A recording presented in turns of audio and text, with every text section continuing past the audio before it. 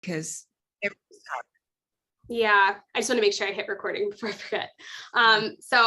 We'll get started. So let me just, I'm just making sure I have the chat open really big so I can see you guys. And then I always like to check my email because I always get nervous that like someone's not going to find the link.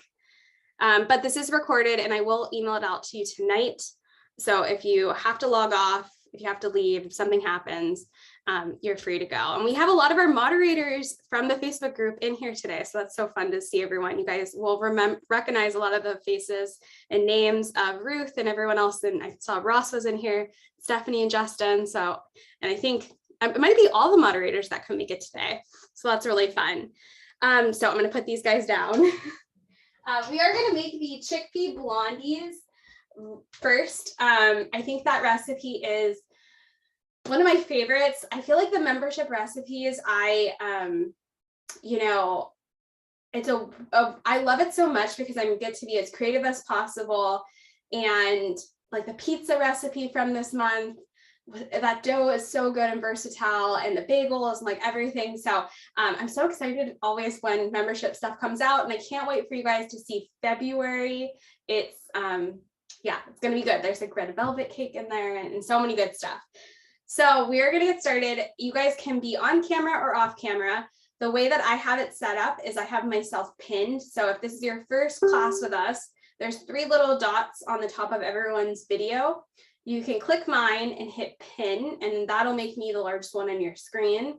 I actually have it set up right now that I can't see anyone else but myself, but because I have it full screen. But I do have this chat open, so if you have a question, you can unmute yourself, or you can jump in the chat. You can interrupt me. This is a very casual, relaxed cooking class where we're just kind of hanging out.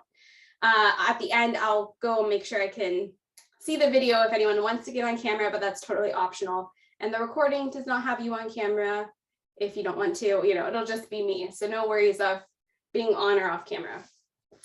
So I hope you guys printed out the recipes. We were talking earlier, I leave 4 months currently. I was doing 3 months, now it's 4 months. So you guys have a really long time to download everything. It's a great idea to print them off. There's the printer version as well as the fancier PDF with the photos. Download both, save them to a folder.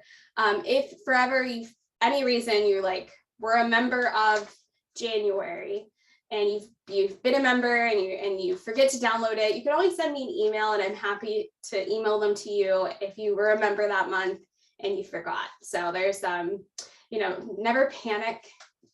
I'll get it to you. So that's good to know in the back of your mind. I think some people get kind of panicky that they're going to miss stuff. You won't. I'm here to help you.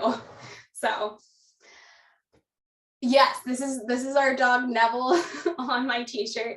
You guys will see it in the video tonight too. It was a late Christmas gift. So we have our other dog on a t-shirt as well, but yeah, it came out really cute. Okay, so I will go through all the ingredients. Marcia asked, what is powdered peanut butter? I'm going to talk about that. So the chickpea blondies, I feel like I even love it more than our skillet cake. We are using chickpeas. Chickpeas are great because they taste kind of like buttery, peanut buttery flavored. So that's why we decided to use it. All right, so we're gonna go through it. So I have chickpeas. You are gonna drain and rinse them. Do not dump the aqua fabula or the liquid. It'll make the batter too wet.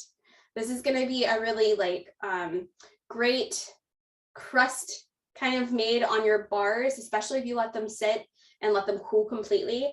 I do like doing it in the loaf pan and making them more like thicker bars. If you're going to use, I have some silicone pans over there. If you're going to use like a square 9-inch pan, you might want to double the recipe and you might need to cook it for just a little bit longer. But this really is great. And also this serves like between 4 to 6 people, which is kind of nice because you can just cut them into bars. And it's not having like a ton, right? So it's a little bit thicker. You get kind of like a brownie consistency and thickness, but this is just reading through. Canned beans are hard to find. So I made some from dry. A can it's 15 ounces, 425 grams if you have a scale. Yeah, and someone said 1.5 cups. So you can use, as long as it's not dried that you're putting in here, you can make them yourself. But it's really nice to grab, you know, for me, I just grab no salt added cans, which I can find really easily. So that's kind of nice if I don't have it on hand cooked. There is oat flour. So you can make your own oat flour, or you can buy oat flour. Oat flour is just rolled oats that I have grinded into a powder. Sometimes I make my own, sometimes I buy my own, depending on life. I have some here. We have a powdered nut butter. So nut butters, you could use like peanut butter that you just use in the refrigerator, like raw peanut butter or regular peanut butter. But I always get, you know, there's a fine line in the whole food plant-based world where if you use nuts and seeds or like regular peanut butter, people complain, oh, that's too much fat. So I try to do a combination of everything for everyone. I use powdered peanut butter or powdered, this is actually cashew powdered. So all it is defatted, you know, nuts that they've grinded down, removed any oil. And so it's lower in calories and fat. So you can use just like peanut butter or whatever nut butter you want. You could use almond butter. But if you're worried about calories or if you're trying to get low fat, powdered is kind of nice. You just want to make sure you read the ingredients. This one's really good. It just came out from PB2. It's just one ingredient is cashews. There's no salt or sugar in it. I really like this. It is expensive. This big tub is 20 bucks. So that's kind of crazy, but I only use a tiny amount when I do have it. Like I said, you can use regular. I just get lots of messages about people, you know, if I use too much dates or nuts or anything, you know, you get it from everyone. So depending on what your goals are or who you follow, this could be a good option. Now, you're not going to make this into, you're not going to reconstitute it. So a lot of the times people use this, they add water and then it makes like a creamy nut butter replacement. You're not going to do that. It's just going to stay in powdered form. If you do want to add regular nut butter, that's fine. It'll still work. But you don't need to add water to this if you're just going to use the powdered. And then we have some homemade date paste. Don't use date syrup. It's different. Make your own. It's 1 cup of dates to 1 cup water.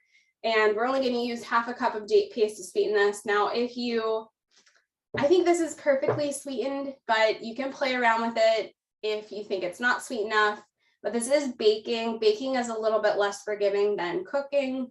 So stay around my measurements for it. You know, you want it to be kind of brownie cake-like versus too wet. The skillet recipe, the cookie skillet, is definitely a wetter consistency and more like cookie dough, where this is more like brownie cake. Okay, I hope that makes sense. Is everyone still doing okay? I like to kind of check as I'm describing stuff. I have vanilla extract. You also could use powdered if you don't want to use extract. And I have baking powder, baking soda, and then optional is dark chocolate chips.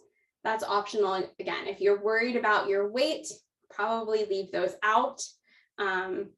I like to just sprinkle a little bit on top and not go crazy with the amount.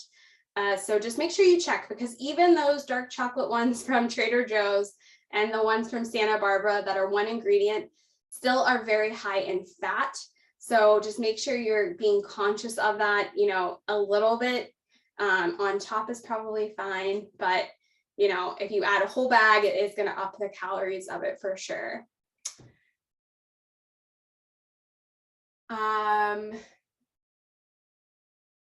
Yeah, my can actually has grams. So and it says that it's 425 grams, but you would need to, you know, this includes the water. So it does probably end up to be around 350 grams.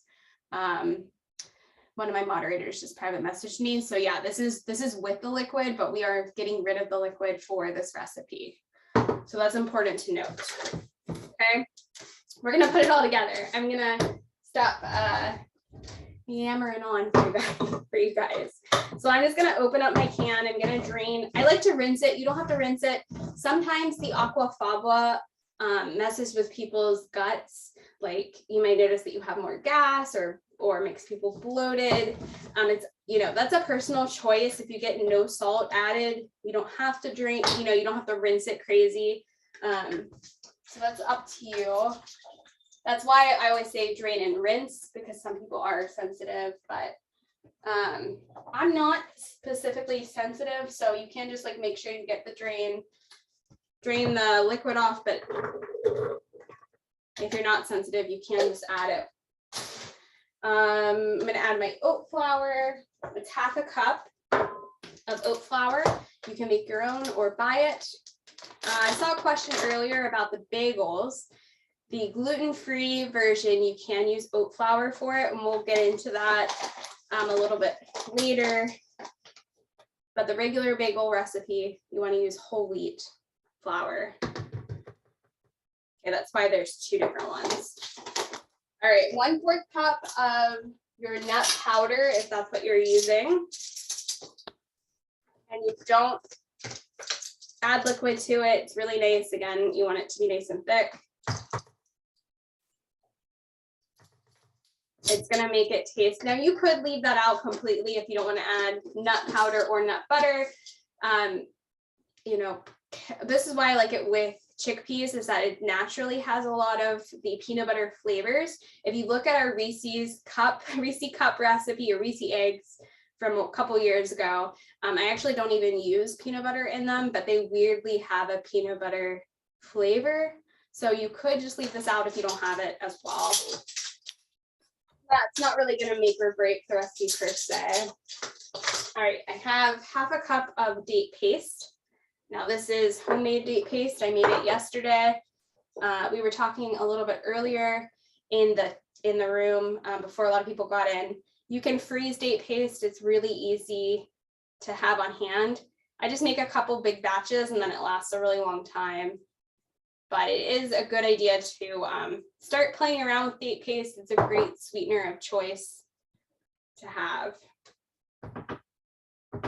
So I'm just going to go ahead and scrape that in. This is all going into a food processor. I find this works better than a blender to really make sure everything gets nice and creamed. All right, up next is some vanilla extract. You can use vanilla powder. I'm out of it right now, but I do have extract, so that's what I'm going to use. Claudia, I think it just makes it taste, I like the cashew powder in it, but I've also done it with peanut powder. It's just, it's pretty close. I wouldn't say it makes it taste more neutral. Just, you know, I think it just works with whatever you have on hand. I've been really liking the cashew one from that PB2, even though it's expensive. I do like it. It's just a little bit of vanilla extract. You could leave that out too if you don't have it. Rebecca asked, could you share a little bit of how to maintain weight once you've lost it? Do you eat a variety of recipes, or do you keep more basic meals? Let me shut off my, wait till we move. My refrigerator sometimes kicks on, and I just turned it off. There's a little YouTube trick. I have it set up to turn on and off my videos when I record, so it's not loud. You know, I find that I kind of eat the same as weight loss, but I can get away with, you know, like here and there having treats or doing like, you know, I don't eat bagels every day for breakfast, but if I want one every once in a while, you know, I don't notice it changes my weight. If that makes sense. I do have a big salad a lot of the times. I still eat beans. I'm still eating all of the healthy foods. But I could have like a chickpea blondie and it doesn't really like sway the scale, but I don't eat it every day, you know? So, and there's more recipes that are more weight loss friendly than not. This recipe is actually pretty good. If you make our cream cheese cake recipe, that's good for like your birthday or a holiday, right? The recipe I'm coming out with tonight is very weight loss friendly, but if you wanted to make, you know, different cookie recipes I have, those are more on special occasions. So, you know, I definitely can't go hog wild and like eat whatever I want, then that would make my weight go up. But I've definitely learned when I'm full and, you know, different things that I can have on occasion. So I hope that makes sense. It kind of all depends on your height and your activity. I move a lot more now than when I started my weight loss recipe. I work out pretty regularly during the week. So that also can play into if you want to have a little bit more. Okay, well, we'll get back to the recipe. If you have questions, just ask. I'm happy to stop and kind of keep going. All right, baking powder and baking soda are the same amounts, which is really nice. Make sure it's teaspoons and not tablespoons. So I do have, they do make a sodium-free baking powder because there's a lot of hidden salt in regular. So you can find sodium-free ones. This one's brand new. Haven't opened it yet. It's going to rise slightly, not a ton, but a little bit. Okay. And again, our goal for the texture is kind of between a brownie. It's still going to be a little bit soft, like, did I turn on video? I don't know. I don't know if you're talking to me or someone else. Right now you have it just to come to me, Marion. All right, half a cup of teaspoon of baking soda. I'm just reading the chat. You guys can still see me, right? I didn't touch the computer, so it should be the same. Still sound good? Still see me? Someone wants to let me know. Okay. All right, that's it. Don't put the chocolate chips in yet because that would make it chocolatey, not blonde that we're wanting. I like to just, again, sprinkle very sparingly some chocolate chips on top. Remember, the more chocolate chips you add, the more calories you're gonna make it. So, all right, I'm gonna blend this up. You grab the lid. We were talking about the food processor earlier. This is my favorite food processor I've ever owned.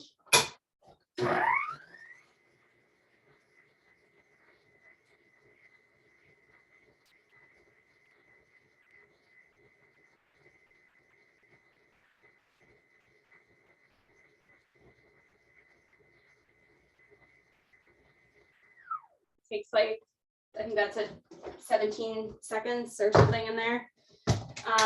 So it's gonna look really similar to the skillet cake recipe, but it is a little bit thicker. Let me show you guys. So I didn't have to scrape it. It turned out great. That's what I'm looking for. All those chickpeas. All right, so I'm just gonna scrape it into my loaf pan. It's nice too is that you don't even have to like wash off stuff because it was just in the date paste, which there's date paste in here. So it's really easy. Have my loaf pan. Try it in a loaf pan. I think a lot of people just instantly want to do it in a brownie pan. It makes a nice thick bar, and that's where I wrote the recipe. So definitely try it in the loaf pan first. Okay, it just kind of comes out like a big dough, right? Just evenly kind of spread it out as best as you can. Okay, this bakes for around 25 minutes. You just want to let it cool completely. That's kind of the key for making it more brownie and cake-like. I'm going to grab some chocolate. I like some chocolate chips on top, not a ton like I was saying. You could, fold it into the batter if you do want that. If you, have kids or family members, it's a good idea to kind of slowly help them into it by maybe adding some chocolate chips. And no one even needs to know that there is a whole can of chickpeas in here because you can't really taste it. You definitely taste more like peanut buttery flavor.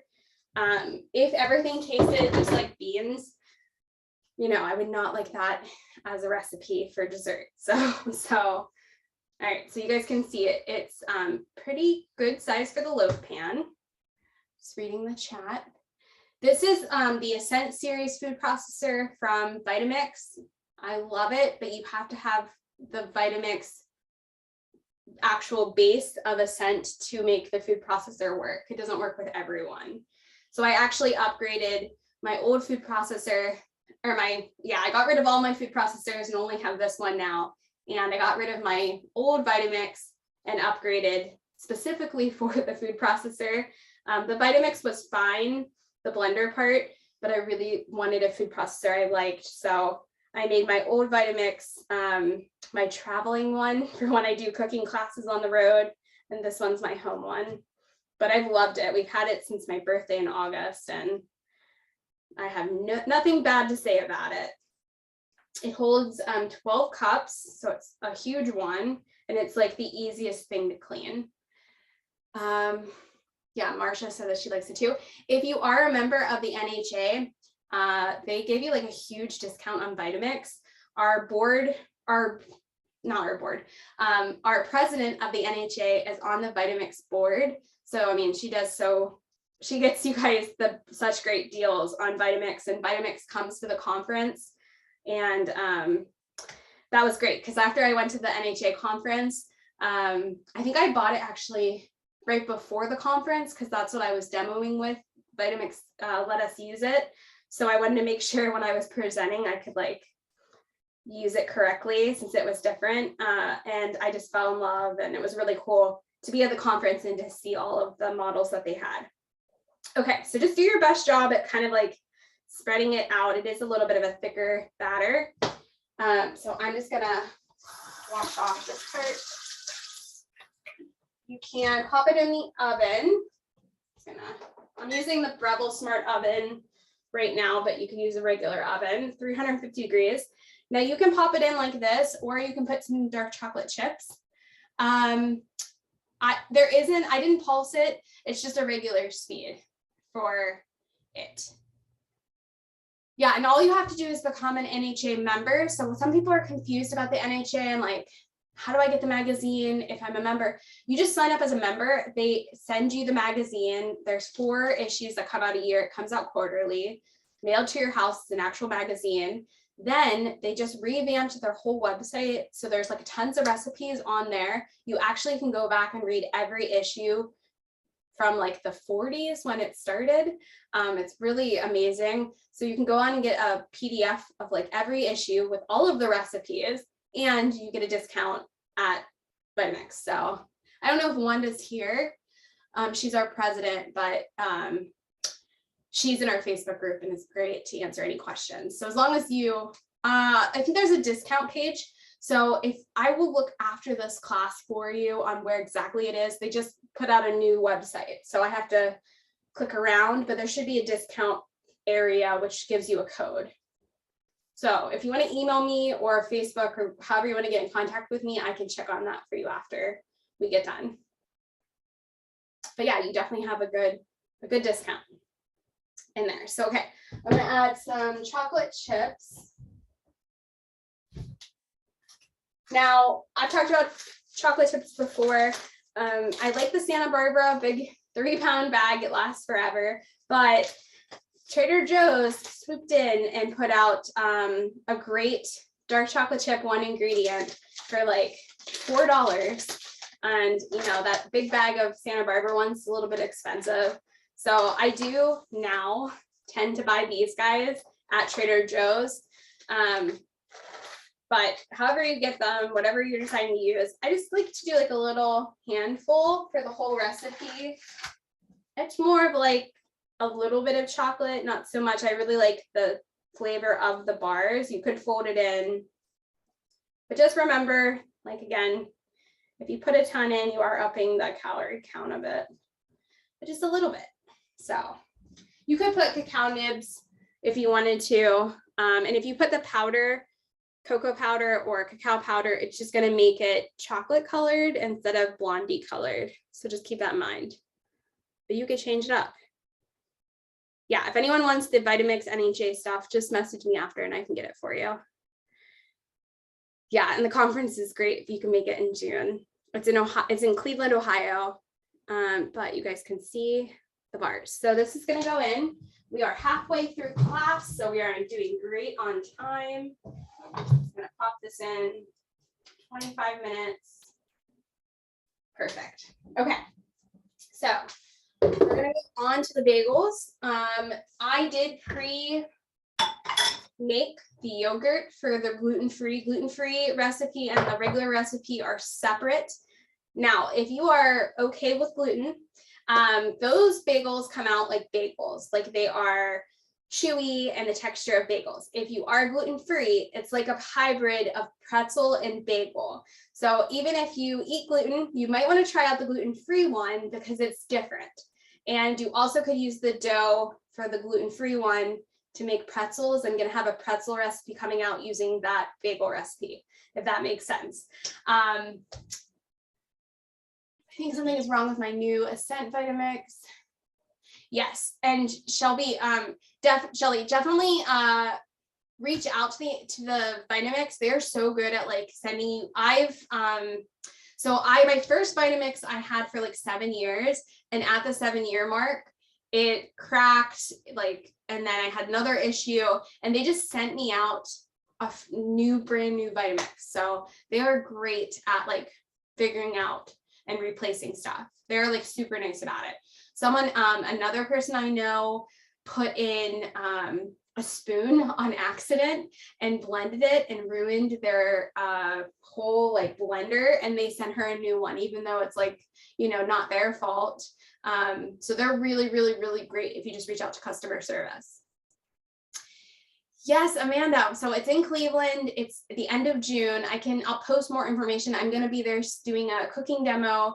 If you live there, I mean, you don't even have to stay at the hotel, which is great. You'll save money that way. But that's fantastic that you could come. I mean, it's a great conference. I'll be there. Joel Furman's coming. Brenda Davis is going to be there this year. I'm trying to think of everyone else that they've got coming. Dylan from Well Your World will be there. The Esselstyns will be there. Jane will be there. I'm not sure about if her dad is going to come, but Jane's doing a cooking thing. There's just like so many great people that are going to come this year, especially. Yeah, jump here. Wanda is in here. There you go. So our president of the NHA, we were just chatting about the Vitamix discount all the members get and about the conference. So, and then we're doing the camping trip in July, which is in Maryland, but check out if it's near your area, because I live in Pittsburgh and it's a 2-hour drive to that specific Rocky Gap in Maryland. The NHA is everyone's gonna be there for the NHA group too, for the camping. So there'll be Wanda and her husband are gonna come. I'll be there for camping.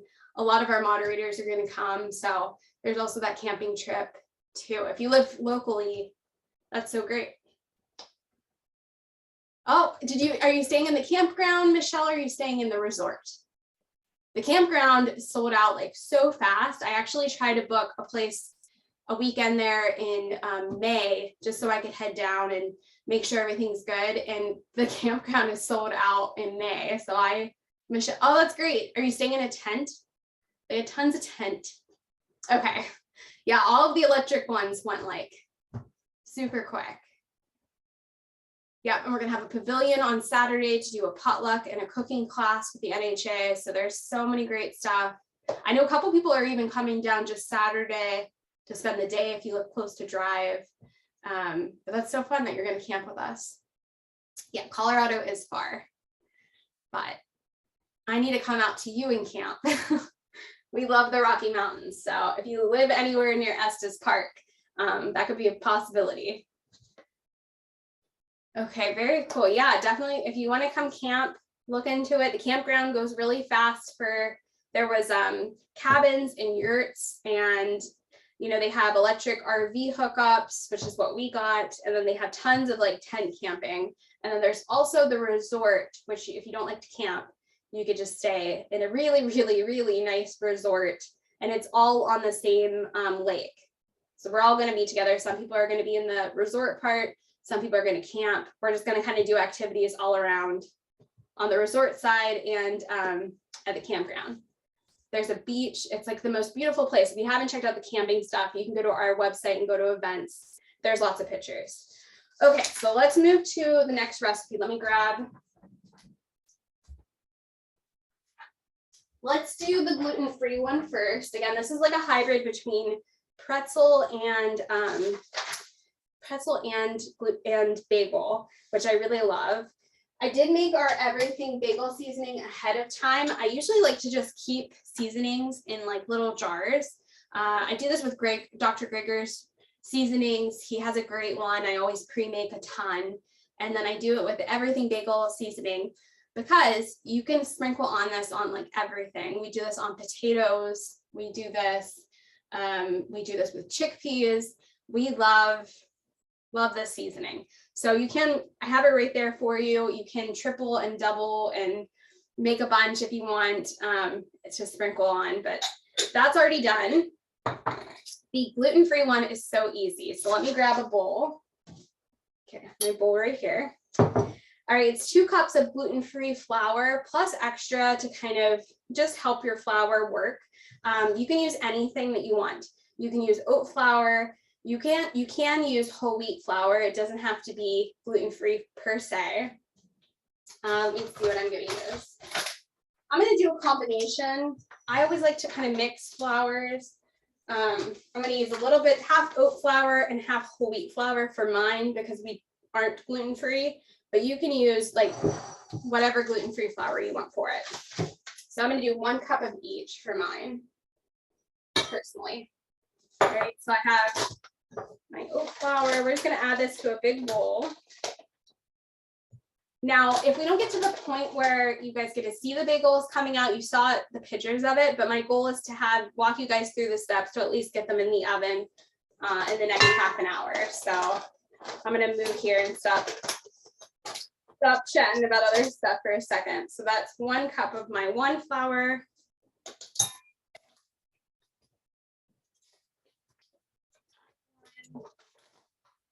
So glad Wanda could make it too. She has all of the answers for you guys. All right, so 2 cups of flour, whatever flour you want to use. The secret behind this is the yogurt. So we talked a little bit about yogurt ahead of time. Baking powder, there it is. And a little bit of baking powder. So I'm going to use a teaspoon of baking powder. This is also going to help them be a nice like brown as well. Wanda, we know you're busy. You're okay. I can't even imagine. You guys should see her at the conference. I think that she should go on a vacation like right after it because of how much work goes leading up to the conference and everything. It's a lot.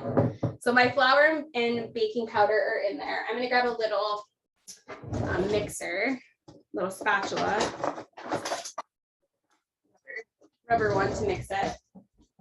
Now for the yogurt, you can use our soy yogurt. You just have to make that ahead of time. That's what I did here. And I just made sure to grab like the thick parts of the yogurt and let a lot of the liquidy parts that kind of separate, drain that a little bit so it has a nice consistency. You can go to a grocery store and find plant-based yogurts now. Just make sure it is, you want to read the ingredients. Some are better than others for sure. You want to make sure it's plain and plant-based yogurt. So those are kind of the things if you're going to buy it. But again, you can just make our soy yogurt works great. If you want to make the non-gluten-free version, you don't have to use yogurt. These are the gluten-free ones we're doing right now. Okay, we're going to do both. I know we have a lot of people that have a gluten sensitivity. This is going to work as really what kind of forms your bagels. It's going to kind of rehydrate it and everything else. And then there is a little bit of white miso paste. You can leave that out or put it in depending. I'm going to give it a nice mix and let all of that flour really kind of come a dough. And then I'll add the miso at the end. So this takes a moment. You're going to see it takes a moment to kind of work it. So I just you want to mix it in, make sure that there's flour. At a point, you can use your hands to make your dough. So I'm just I can see that pieces are starting to clump together, but there's still a lot of flour. So just make sure all that yogurt is kind of coated. And then at one point you can use your hands. So at this point, I should have taken off my bracelet. All right, I'm going to use my hands to kind of pinch together.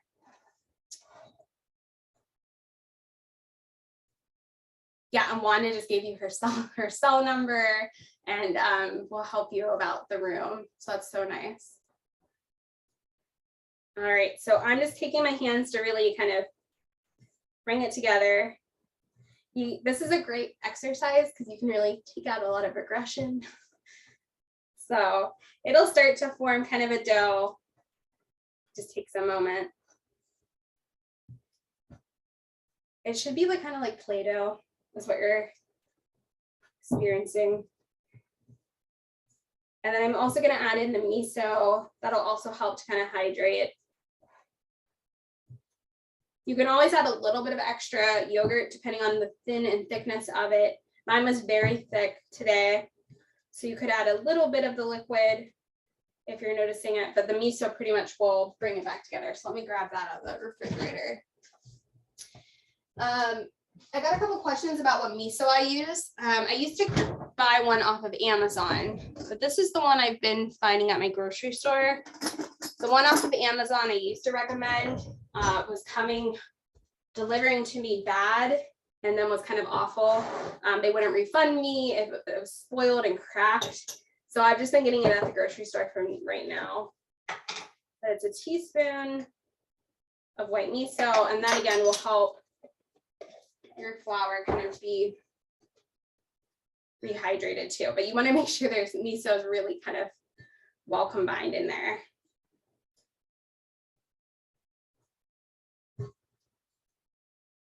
All right, if your yogurt, it kind of always depends on your yogurt. You can add a little bit of water if stuff isn't sticking that well. Every time I make yogurt, it kind of comes out, depending on, I think, my starter, a little bit different. So if it's still kind of dry, I go over and just add a tiny bit of water. That kind of helps to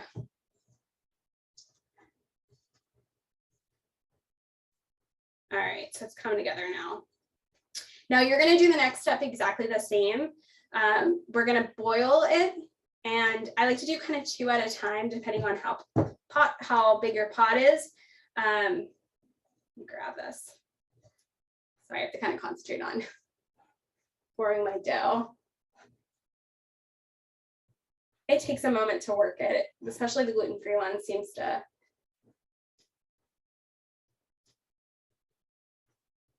You can see it's starting to come together now. It's a big chunk, so. And this is a good pretzel recipe as well. So you can cut off little pretzel bites. That's when I'm probably going to use this recipe a different way down the road.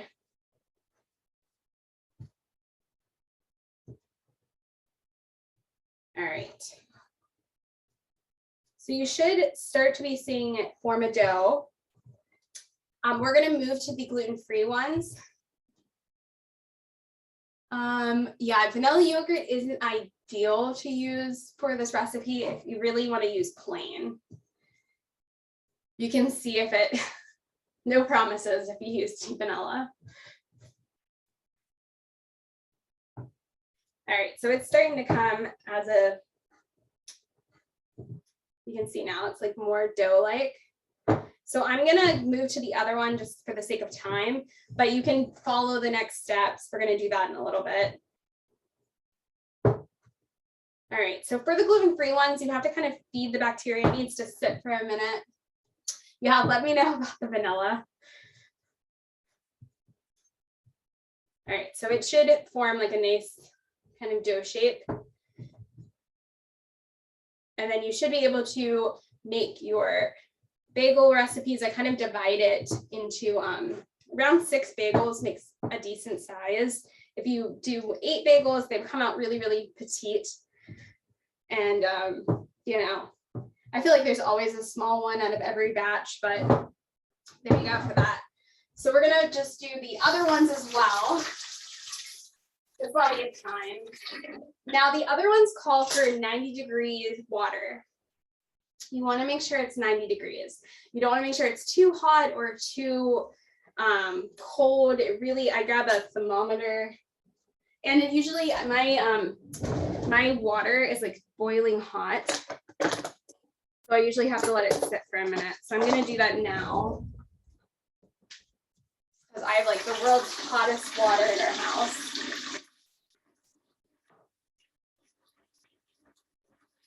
1 cup.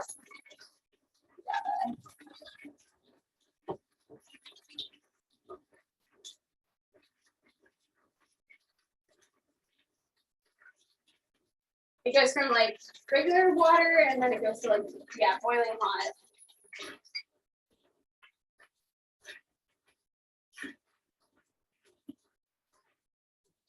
Okay, so this is 1 cup. And I'm just gonna stick my thermometer and like let it just cool down for a minute while I get at the rest of the stuff. So this usually takes a good couple minutes for it to cool down. Picked a really bad bowl for it.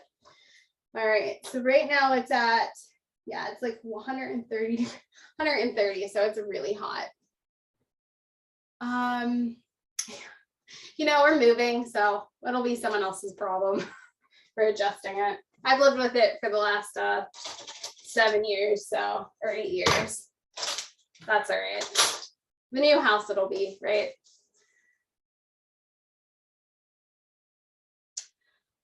Just reading through. I think I just got a like a regular like cooking thermometer off of Amazon. I've had it for a long time before being plant-based. But it is kind of important for when you're doing these stuff. All right, so I have 3 cups of whole wheat flour, so it's a little bit, it's more than the gluten-free ones. We're gonna have 2 teaspoons of dry active yeast, which pretty much ends up being a packet. So if you live, I don't know about other countries, but you can buy little packets. It's a packet, which is kind of nice. You don't have to measure. I'm using some blackstrap molasses to feed the yeast, so that's the sweetener part of it. It doesn't taste like blackstrap molasses for the bagels, but it also makes them nice and brown, so that's another plus. And then a little bit of white miso paste. So it's very simple ingredients. You're not really, it's not a bunch. I'm gonna grab bowls up here. Everything in my house is like slightly out of place now. It's hard packing up a kitchen and still trying to do recipes. So I'm gonna grab the dry active yeast and water and blackstrap molasses. So I'm pretty much gonna grab that once my temperature reaches 90. So this is a little bit more like preciseness.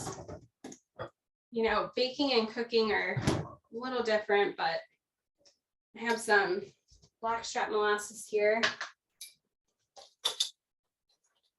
I love putting this on oatmeal. It's definitely been a recipe that or a food that I've learned to love, but it is great for like extra iron. Brenda Davis is a huge fan of it, who also is coming to our conference, but I've listened to her talk about blackstrap molasses, and it's another Gregor approved sweetener, although it is very strong in taste. So I learned to love it. It's great for any gingerbread kind of flavoring too. But sometimes I'll just drizzle this on oatmeal. But I promise you can't taste it in this recipe. So if you're not a fan, we're just going to use the sugars from it to sweeten that yeast. Okay. All right, how are we doing on time? About 7 minutes left on our chickpea blondies. Don't forget about them if you put them in your oven. And we're almost at 2 hours, so we're kind of on track for time. I'm going to open up my yeast, see what my temperature is. It takes forever for this to cool down. It is still above 110, so we'll probably go back to the gluten-free ones while I work on this. So the yeast is out. I also like this recipe because it only takes 10 minutes of sitting versus the pizza dough recipe really takes a while. Yes, it should be like a regular oven for you, Claudia. Okay, talking about a podcast, very cool. All right, is everyone doing okay so far? Okay, I'm gonna let the water kind of cool down a little bit. It's still too hot. Like I said, our water just gets like piping hot. So I'll check that in a minute. We're gonna set this aside. We're gonna go back to the gluten-free version. I'm gonna actually grab my, I have an induction top that you guys probably see me do on videos. So let me pull that out so we can make our recipe. Move some stuff aside. All right, is everyone still doing okay? Yeah, the Breville's nice. I really like it. I won't be moving it to the next house. We have 2 ovens in that house, so that's kind of enough for me. I don't really air fry, to be honest, so I don't need it for that, but I've loved it. It's really nice in this kitchen because our kitchen gets so hot when I have my regular oven on. It's a really small, tiny kitchen, so it's been great for the last, I think I've had it for like 4 years now, and I haven't had any complaints. Okay, so I'm gonna set up a kitchen. So this is my induction top. We actually take this cooking, and I take it on when I teach plant-based Pittsburgh classes. I am gonna turn back on my refrigerator though. So hopefully it's not too loud because I need the outlet to reach it. So you can fill up a pot with water because we are gonna drop the bagels into the pot and then remove them, add the seasoning, and then bake them. And it's the same with gluten-free or regular.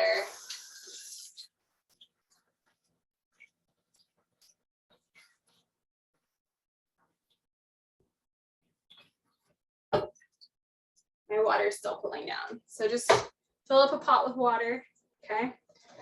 Move this guy aside. And really the practice is the same. So after you have put you've let this sit for 10 minutes, we've added the hot water, you've added the flour, it's gonna come out to be like a dough. You're gonna roll it the same way. You're gonna drop it into the boiling water. When they float, we're gonna drain the water, drain them off, add the seasonings, and then put them in the oven. So they're really, really similar. You know, you can make bagel shapes. There's kind of a science to it, I find, when you're doing it. You get better as it goes. The first one always kind of turns out like kind of eh. This is, I don't know the brand. I'll have to find it on Amazon. I've had it for a while though, so I'll have to see. It's been great. I've traveled with it. We camp with it. I like using it for these shows because the way that our kitchen's set up. So just take a moment to take the gluten-free one and kind of play with it in your hands. It just kind of helps form.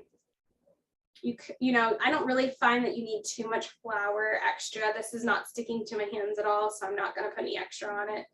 Depending on, I used whole wheat and I used oat flour, so that kind of depends. But you can just form your bagel shapes. So there's a couple different techniques for this. I'm just gonna, you can like roll your dough out and piece it together. You can poke a hole in the middle, but we pretty much just want to take a moment here and really just form, I'm gonna use my counter, form your dough into bagel shapes. Now you could roll this into skinny snake shapes and cut these and make these little pretzels. I think maybe I'll do that because this is going to make a ton of bagels. I'm making both recipes and there's only 2 of us. So, all right, so you can roll them into your shape. Let me grab a cutting board.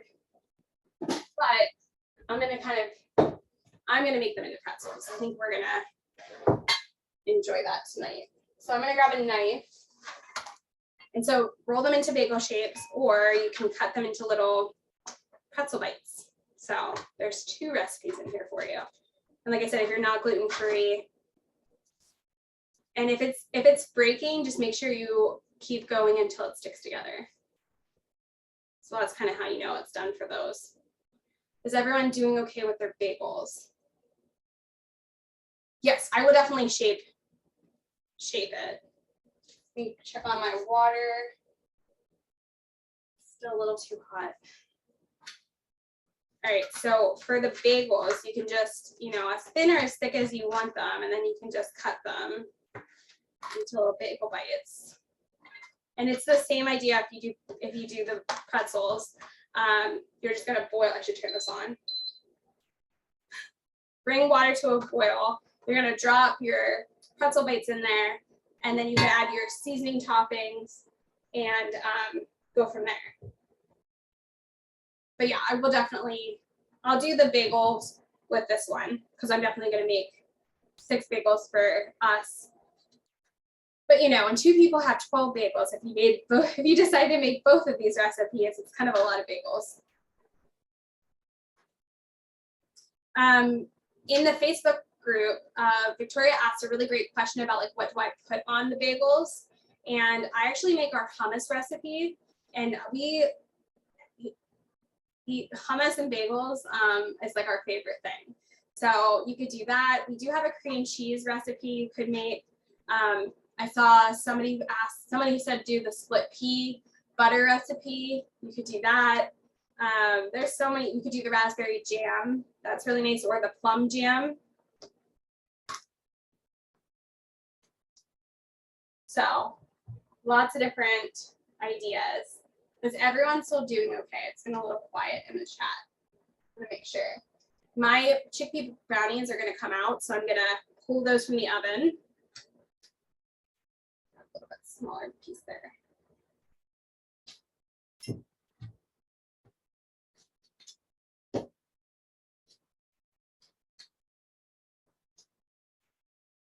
And we are watching Ozark, and these will be perfect for tonight for a little treat. All right, let me grab my oven mitts. Show you guys what these look like. All right, so 25 minutes have passed,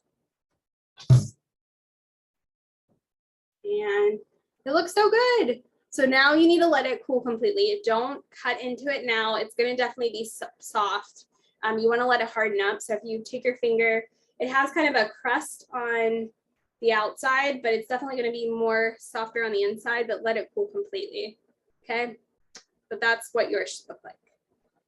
Okay. And that's the nice thing about doing it in a loaf pan, is they become these like really nice bars. Yes, I still need to tackle poppy seed rolls for sure, and nut rolls. I know 100% what you're talking about. Apricot rolls are also really big here. So in the future, for sure, that's a great idea for Easter. The time around when we move is going to be Easter though, so I'm probably going to focus on like easy travel meals, or like meals that when you don't have access to stuff. So I'm kind of playing around with what we're going to do when we move, because there's going to be a in between where I'm not available 100% like at my regular kitchen. So we'll have to see. Those are definitely going to be like if I don't pre-do it a couple months ahead of time. But that's a good idea for Easter bread. All right, this guy didn't grab enough. So this is starting to come up to a boil. We're probably going to go a little over on time. So if you do have to leave after an hour, I will send this, but I'm going to keep going until we form bagels. So I'm not letting you guys leave until we do that part. Or I'm not leaving until we do that part. I have tons of recipes that I still need to do. Apricot, yes, apricot cookies, which is what you're talking about for sure. I need to do. We are putting our house on the market in, I would say March is when it's going to go up for sale. We're hoping to only have like a month of overlap between still having this house and having the new one. It is very hard to say 100% when we're closing right now. We should know closer in February, but we're hoping that there is like, you know, with dogs and everything and trying to sell the house, we're trying to give ourselves enough leeway where it's not, and I'm still teaching, so I don't get done with school until like right before the NHA conference in June. So I, you know, hopefully it all works out. Yeah, I'm gonna do the bagel shape with this one. So I'm making pretzels out of the gluten-free one, and then I'll make the bagel shapes in a second. Once my water is almost there, very hot. We're gonna let that sit for 10 minutes. I'll do like a quick Q&A and then I'll shape them and then I'll let you guys know. So we're getting, probably gonna go 20 minutes over. So the scamp right now is actually put away for winter. You have to winterize it being in Pittsburgh when it freezes. So none of your pipes freeze. So it's actually, we actually had to take it to a location because our new neighborhood, I live in an HOA that doesn't let you have the camper parked outside. So the camper is going to be like 10 minutes down the road, stored until we want to take it out for our trips. So that kind of works, but then I don't have electricity or heating unless we could take it camping, I guess, early. But with Wi-Fi and working, you know, you kind of need to have that stuff. All right, so I have a bunch of bagels, or I'm sorry, a bunch of pretzel bite bagels now. So you would do the same thing, and you are going to do the same thing with the gluten-free one, with the regular one if you want bagels. So I'm going to show you that. But if you do want to get another recipe, you can make them into little bite-sized shapes and do it this way too. So I just want to show you multiple different ways that you can use it. So when this comes up to boil, if you do pretzel bites, you can just drop them in, and then as soon as they float, drain them, add your seasoning, and bake it. If you want to do it like bagels, I'm going to show you how with this one, but it's the same way. Just reading through. Our co-op actually has organic brown rice that I find. If Wanda is still in here, she shared with me a brand that doesn't have arsenic in it. So if you're worried about arsenic, I think Furman also recommends a brand that doesn't, it's a farm that doesn't have arsenic in their soil. So that's a good idea too, if you're worried about it. I'm just reading through the questions.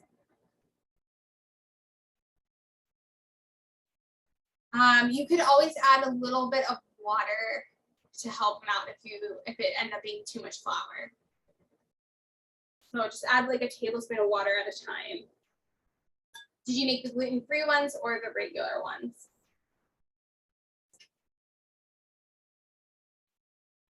Try to help troubleshoot with you. So these are going to turn out to be great little pretzel bites. All right, so this is starting to come to a boil, but I really want it to simmer before I add it. I'm almost at the point where my water is okay. I tell you guys, this water is boiling hot. I'm gonna wait like just a couple minutes just to really make sure it's not too hot. Yeah, it could be because of your elevation. I'm not sure.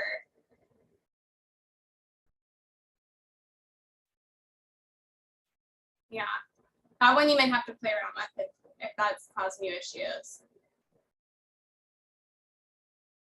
Yep, and Wanda just shared with us the arsenic-free rice. So I've tried it. It's a great. They have wild rice, and it's really great. She shared with me she gave me a bag of it, which is really nice. So if you're worried about arsenic, like I love rice, and when Dr. Greger came out with the videos about arsenic, I was so sad because it's definitely like one of my favorite ones. Oh, that's perfect, Wanda. I think our mail already came today and I didn't get mine, but I'm sure it'll be here on Monday. I usually get mine first or second day. So this is boiling, so we're gonna do the pretzels and then I'll work on the bagels and we'll be moving and grooving. So once it simmers, you can just add in your bagels or your pretzel bites. And if you do pretzel bites, you can add in a couple at a time. It doesn't have to be like the bagels, maybe where you do 2 at a time. The pretzels are a little bit smaller, so. Or the pretzel bites, I should say. And then I like to grab, I have a really nice little strainer that I can kind of scoop them in. And then you just want to, you don't want to have any excess liquid. So I'm just going to grab a big spoon.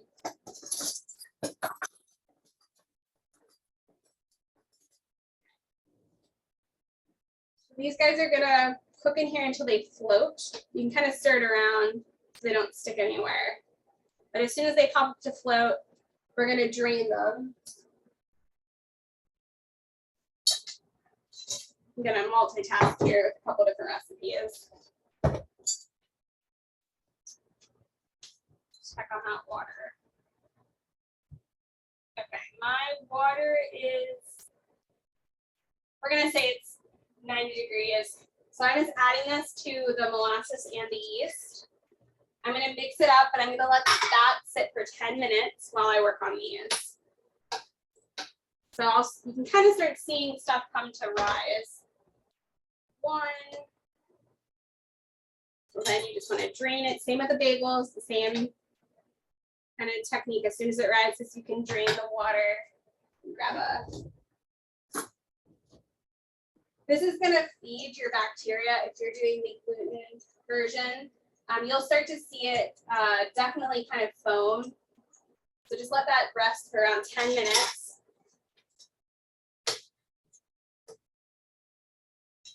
And then as your bagels or pretzels come out, you can add that everything seasoning to them. I find that you don't have to, you don't have to do like an egg wash or even a chickpea wash. It sticks because they're wet. So you want to line a baking sheet lined with parchment paper. I'm just kind of moving quickly so I can get them all. As soon as they float, I just move them out. I'm going to make pretzel bites that have everything bagel seasoning on them. So just kind of a different way to eat the same recipe.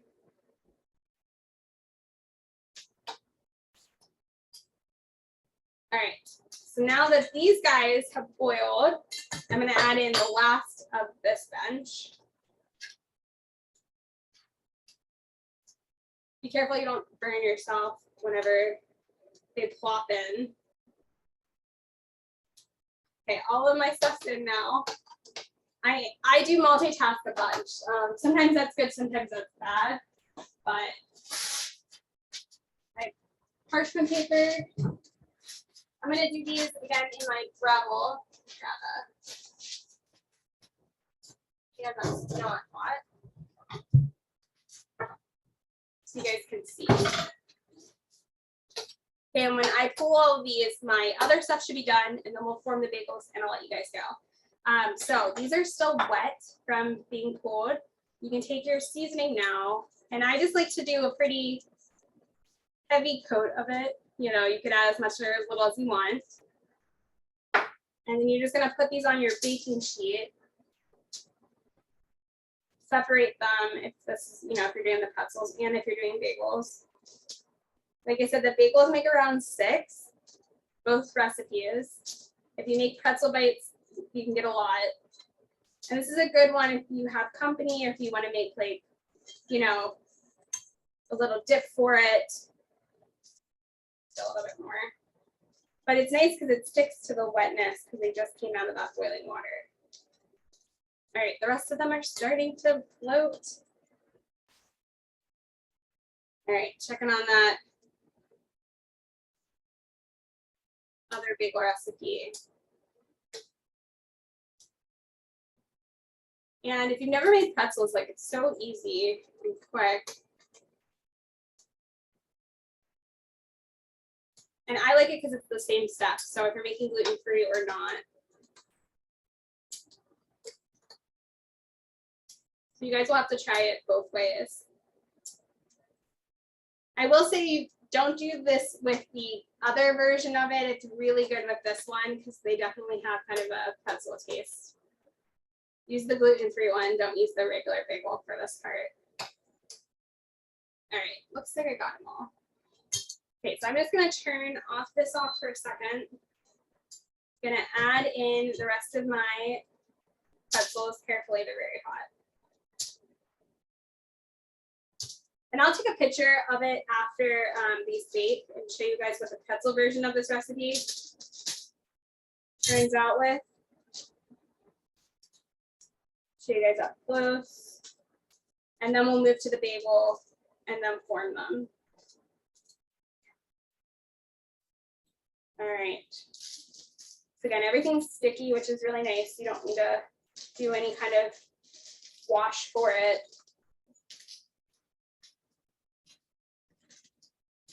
Now the gluten-free ones don't brown as much. I find they're a little bit later in color, depending on what flour you decide to use with it. But you know, you could add a little bit of blackstrap molasses if that bothers you to the pan of boiling water, and that would help brown them. All right, that looks like enough. Let me wash my hands. All right, so these guys can go into the oven and make pretzel bites. Do you guys see that? So very, very good and a different way to use this recipe. Okay, everyone got that one? All right, so I'm gonna set those aside. I'm gonna move to the bagels. So, you know, this has been sitting probably a little bit less than 10 minutes, but for today's sake, I'm gonna keep going since we're short on time. You should see that the yeast it's fed from that blackstrap molasses. So it starts to kind of, you can see it a little bit like it's bubbling. And when you let it sit for 10 minutes, you should see the majority of it is, you can kind of see like pieces floating in it. That's the yeast being fed. Yeah, and if you don't want to make your own, you definitely can buy it from Well Your World, and then you can, it's really easy to have. I love everything bagel seasoning, doing it even, you know, if you can combine a bunch, and we just keep it. And again, try it on potatoes is really, really good.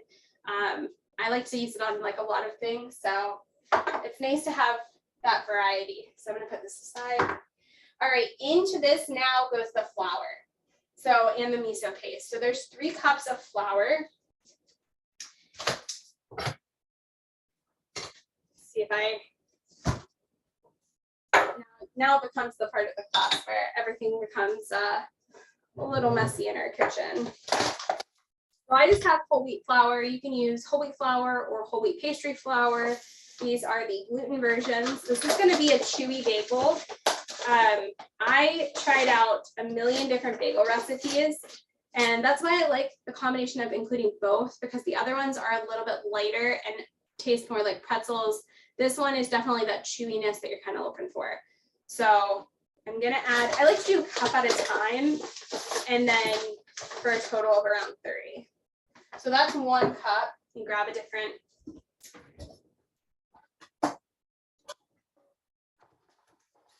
rubber spatula. I don't know what I'm gonna do when we move and I don't have, like, half of my stuff is boxed up. It's gonna be an adventure for sure.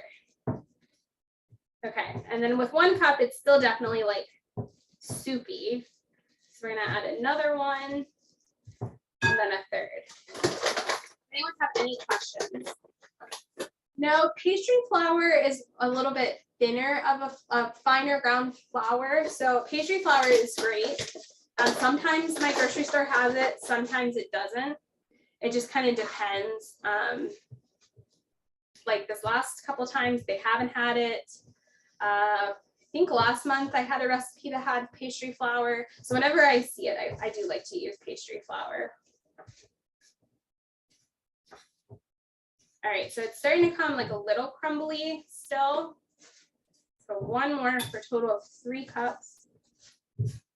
That's 2. All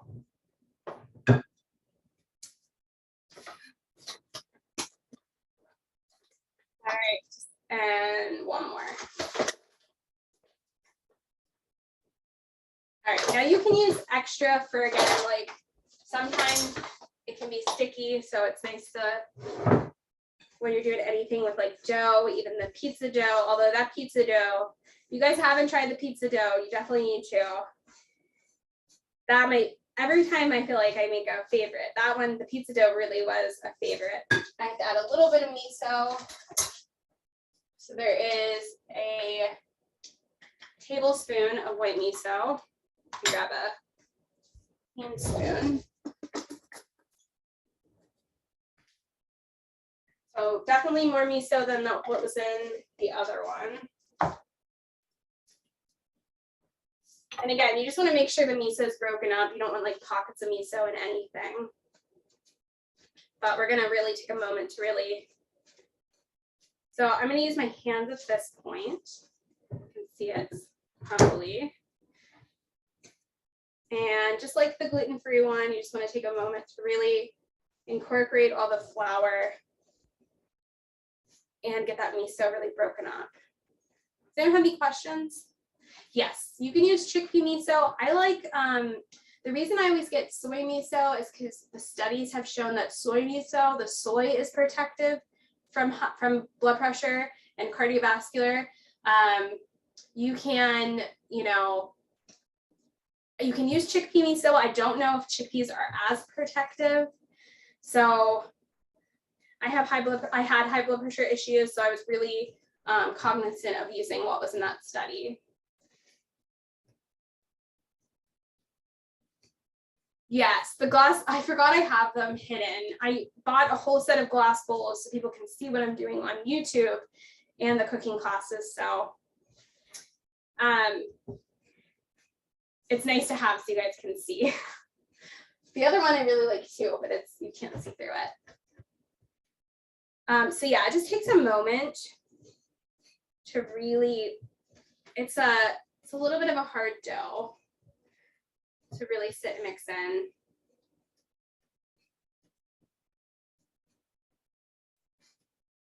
If yours is a little dry, you can always add a tablespoon of water at a time. So I find it just kind of depends on if, what temperature of your water is when it goes in. I rushed it a little bit. I probably should have waited just a little bit longer, but I want to make sure you guys aren't here all day. All right, but let's just say I usually separate this I roll it into a big ball when I do this, but I want to make sure I get to show you guys how to make it. So you can separate it into even amounts. That's probably the best way for whenever you're making bagels, but I find, and you can Google it, there's lots of ways to roll your bagels. I like to make it into a ball and then make like a little hole and then take a moment with my other hand and kind of form around it. So using, I can come closer to show you guys this part. Okay, so let me do it again. It's a little bit hard to see back there.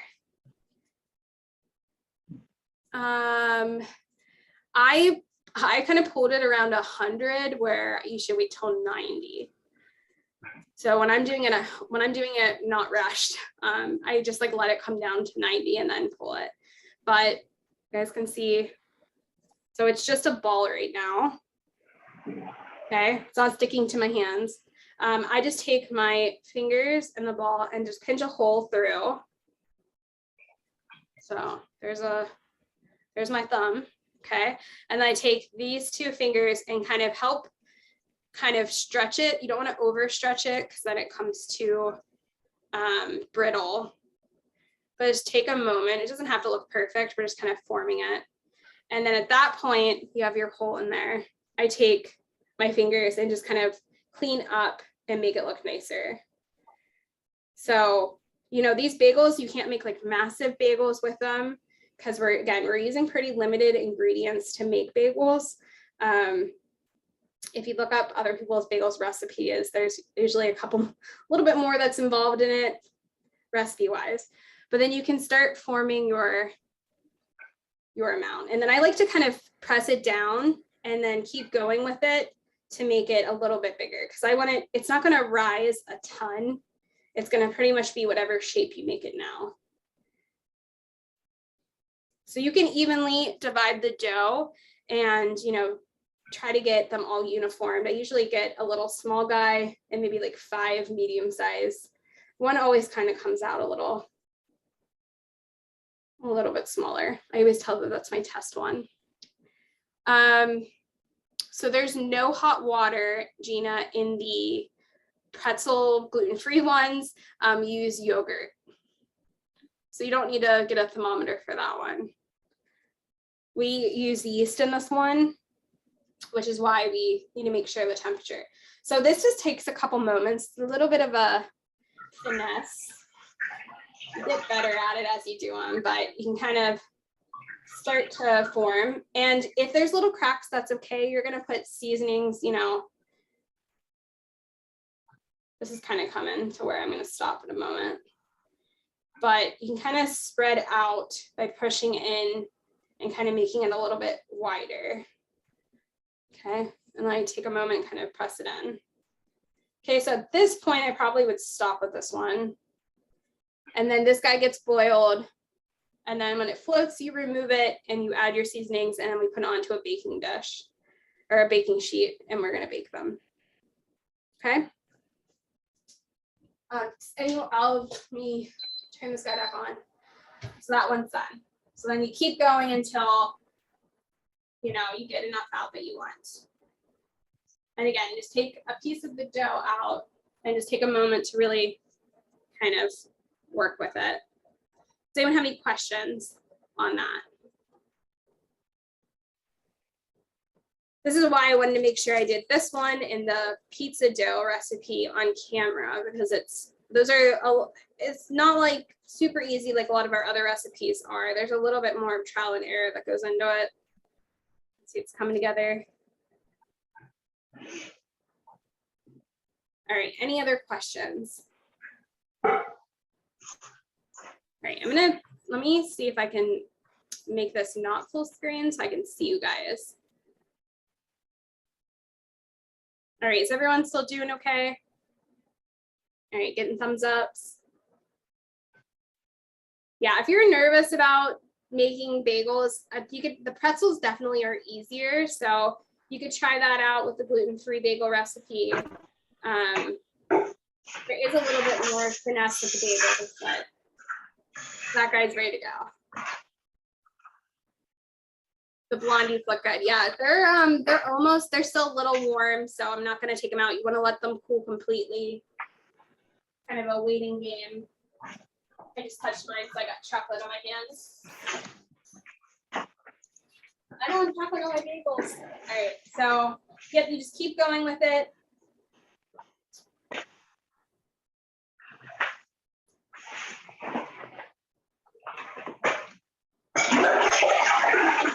Kind of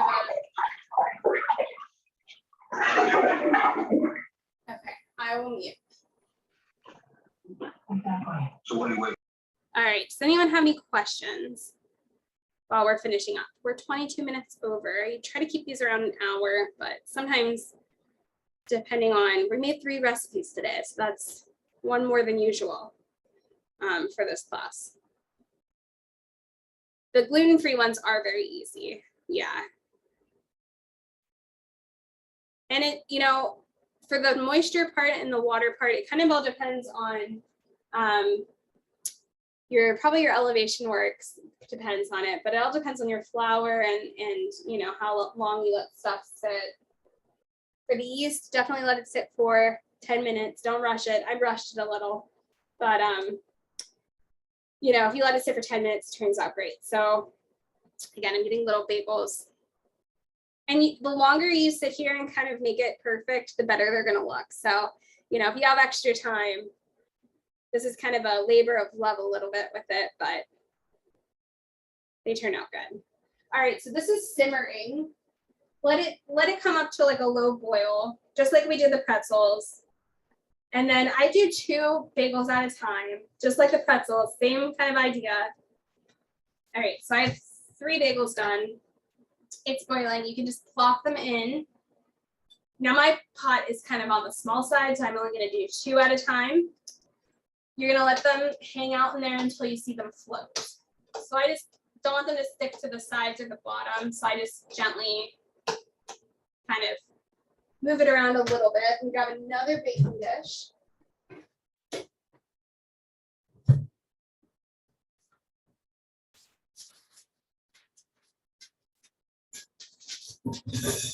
That one.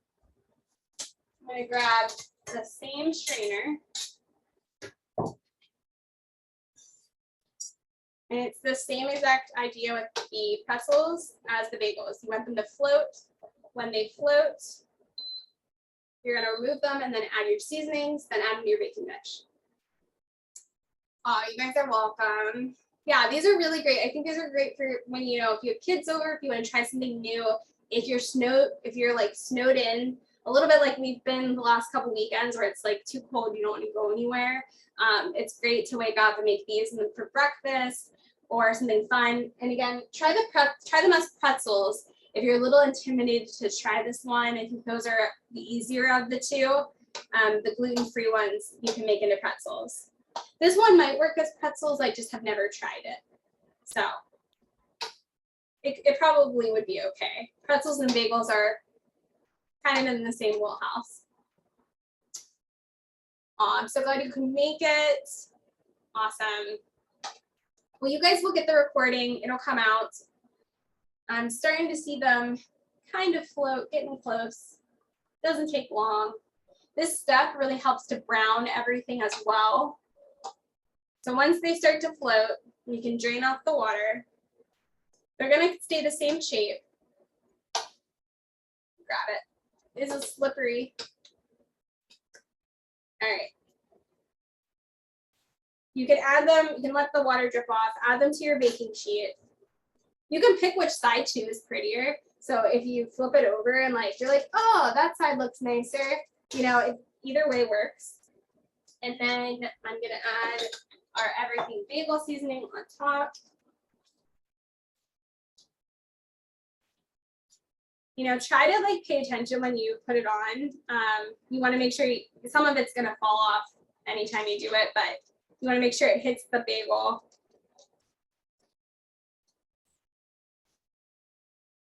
right, it looks good to me. Show you guys what it looks like. And then these guys go into the oven and we'll bake. You guys can see.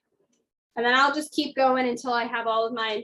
I made these a little bit smaller, so I might get around 7 of these, but you know, they're really great whenever, even like little ones to kind of take. Yes, Michelle, that's correct. If you're doing the regular ones, let them sit for 10 minutes. It just lets all of the yeast be fed from the blackstrap molasses, which helps. It helps everything. It helps to make a chewier bagel. It helps to make it a beautiful brown color. So if 10 minutes isn't long, just set a timer and don't rush it like I did today. But it's still, I mean, it'll still work out if it's around 10 minutes. But I usually will set a timer and go do something else while that's baking. So I will take a picture of the pretzel bites when they come out and everything, and send them to you guys with the recording and put it in the membership. I will stop it here. Let me see if the blondies are. Okay, so also let the blondies cool. Don't do what I'm gonna do because I'm just showing you guys. But look how awesome. Well, as it drops, I caught it. All right, so that's why you don't do it while it's hot. But you guys can see it turns out to be a great recipe. It's not like the skillet cookie, it's like more brownie part. Let it cool. This is still kind of warm, but I'm gonna eat it later, so it's okay. But it gets even more crust-like as it sits. So don't pull it early or you're gonna have chocolate all over you. Luckily, I'm a ninja and caught it even when it broke in half. So as it's like crumbling in front of me. All right, so I'm gonna stop it there so I don't make a mess in my kitchen. You guys can't even see that I just dropped it everywhere. All right, so let it cool. Don't be like me. All right, so I will see you guys later. I'm gonna post it in the membership page tonight, and you guys can watch the recording. It'll be up for 4 months. Almost a double ninja. I did drop a little bit of it, which is sad, but I have most of it saved. But I'm gonna go clean up because that just made a mess. I will post pictures of everything. And I'll see you guys in February for the next set of recipes. You guys also keep an eye on tonight. I'm gonna put out that other recipe on YouTube for that other dessert. All right, well, thanks so much for hanging out with me. I hope you guys had fun. If you guys made the recipes or enjoyed class, go ahead and post on Facebook. Kind of gets people excited for the next month of me doing these live classes in the membership. And if you just have been enjoying the membership, it's kind of nice to let other people in the Facebook group know about everything we offer. So I do really appreciate when you guys, you know, share that you've been enjoying it and got a lot of value out of it. All right, I'm gonna let this stop recording.